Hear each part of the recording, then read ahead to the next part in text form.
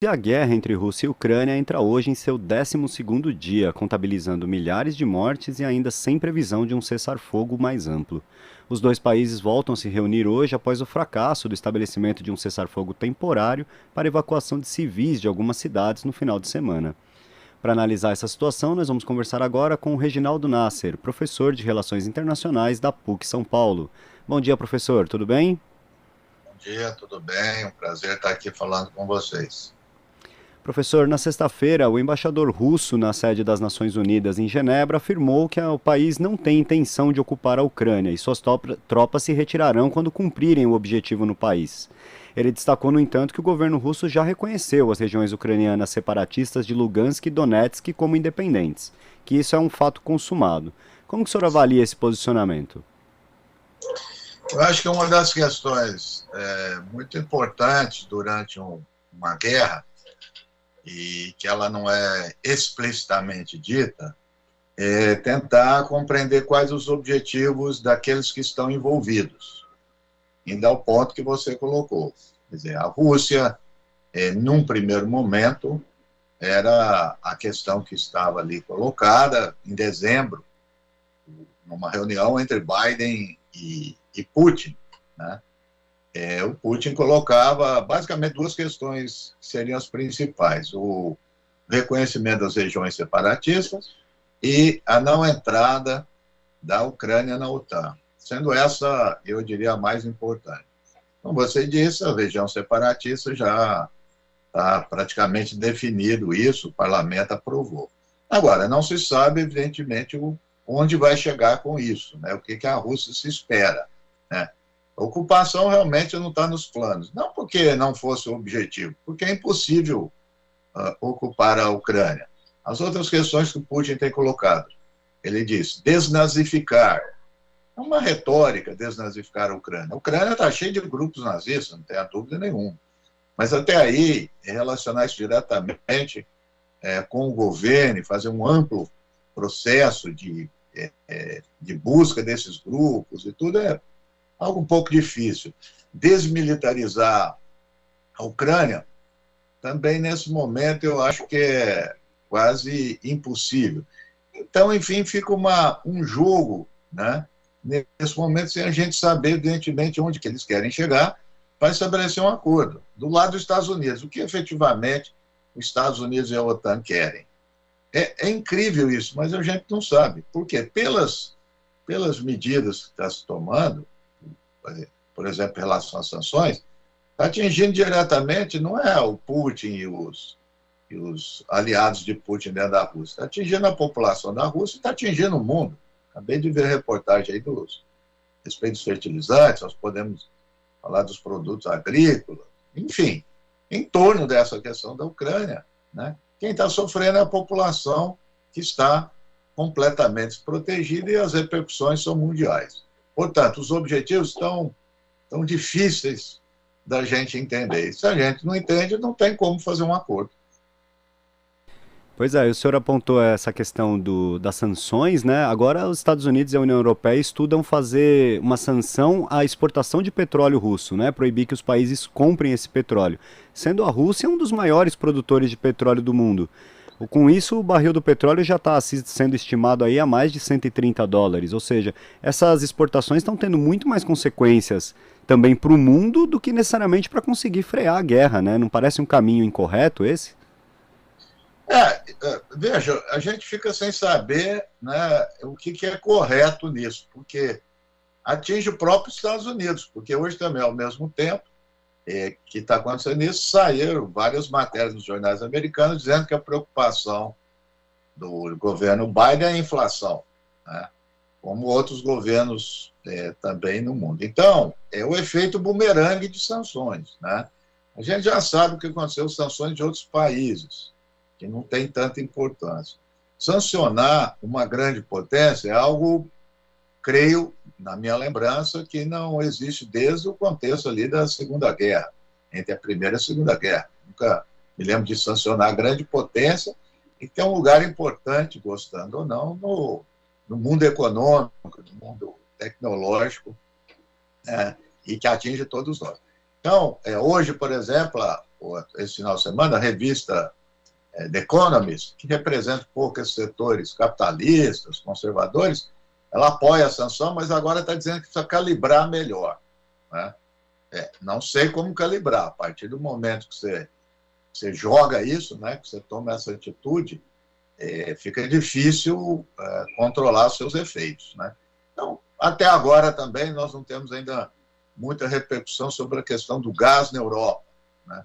Fugiu aí do noticiário. Então, acho que podemos aguardar os próximos dias essa questão do gás, que ainda é muito complicada. A Europa, e principalmente a Alemanha, importa gás da Rússia, né?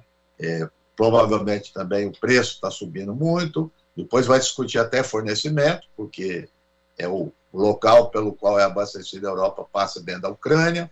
Enfim, 12 dias de guerra está parecendo mais um século. Pois é, professor, e a gente deve ter hoje mais uma reunião de negociação de cessar-fogo entre Rússia e Ucrânia. No entanto, eles tiveram um acordo parcial de cessar-fogo para implementar os corredores humanitários e no fim de semana essa proposta fracassou, os corredores acabaram não sendo realmente estabelecidos, não houve uma parada de bombardeios. E, por outro lado, a gente estava falando até agora dessa questão das sanções como único meio de tentar parar a guerra. Não seria a hora de outros países se juntarem a essa mesa de negociação para tentar avançar esse processo?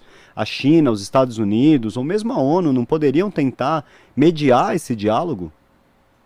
Com certeza. Essas negociações são muito estranhas, né? Acho que para chegar a um acordo de questões humanitárias, sim, tem que ser as partes em conflito. Isso é fora de questão. Mesmo assim, como você apontou, não está dando lá muito certo. São acusações de ambas as partes, a gente não sabe direito quem não cumpre. Ou é melhor dizer que ninguém cumpre, né? Por outro lado, desde o início, essas negociações para término da guerra estão fadadas ao fracasso, né? Seja por quem os representa, não são pessoas ali que estão dos dois lados mais representativas de seus governos, né? E, além disso, como você disse, não tem uma grande potência, né? Não tem Estados Unidos, não tem Inglaterra, não tem França, não tem China, que seria um papel importante, né? Até a respeito dessas negociações, parece que está confirmado, saiu aí no final de semana, que um membro era certeza, parece que 3 membros da delegação ucraniana foram executados pelo Serviço de Inteligência da Ucrânia com acusações de que eles estavam traindo o país pró-Rússia. Coisa muito, muito grave, muito estranha nesse momento. Então, essas negociações não estão levando em lugar nenhum, nem muito menos a proteção humanitária. Como nós vimos aí também no final de semana, uma família ucraniana, né, sendo atingida por um míssil, né? Então, é uma situação deplorável e é preciso, sim, ter mais participação das grandes potências para se chegar, não um cessar-fogo temporário, um cessar-fogo mais duradouro e com que a gente torce para ter um acordo definitivo para o término da guerra. Pois é, e ainda nessa questão dos corredores humanitários, professor, a Rússia anunciou hoje que abriria corredores nas cidades de Kiev, Mariupol, Kharkiv e Sumy.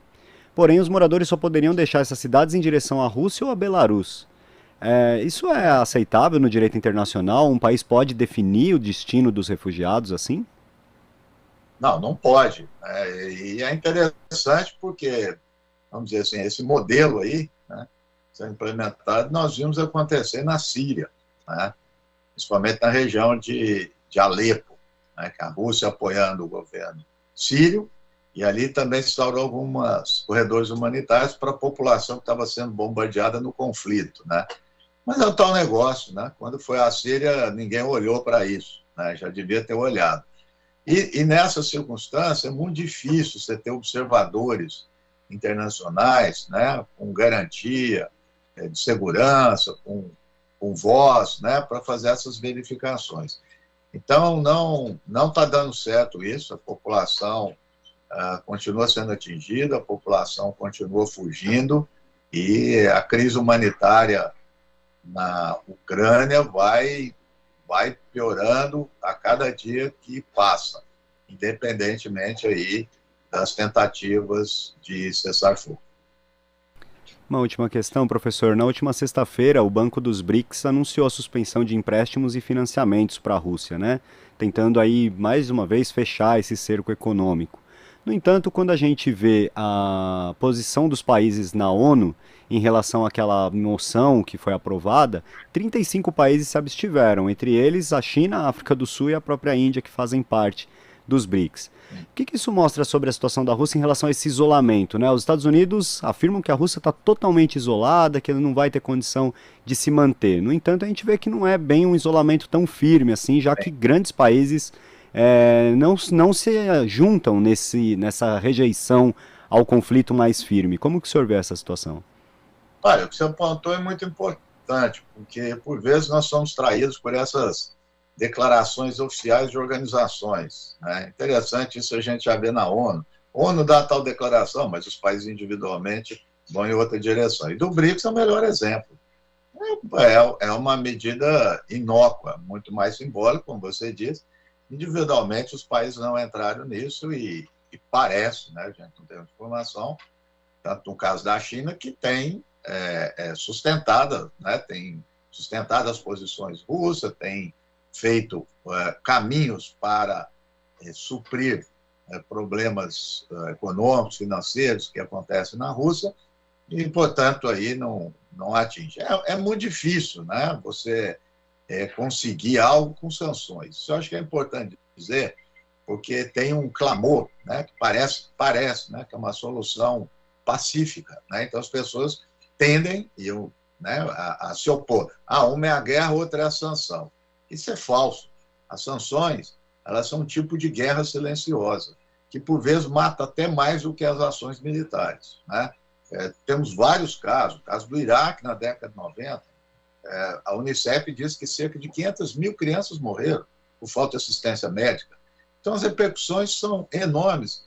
E a coisa pela qual não deveria se pautar sanções. Aqueles que decidem não se sentem pressionados por isso. E, além disso, quando as sanções começam a cometer uma nação, a nação se levanta contra isso. A nação vai se levantar contra isso, porque está atingindo a todos. Não está atingindo Putin, como se diz, Putin e seus amigos.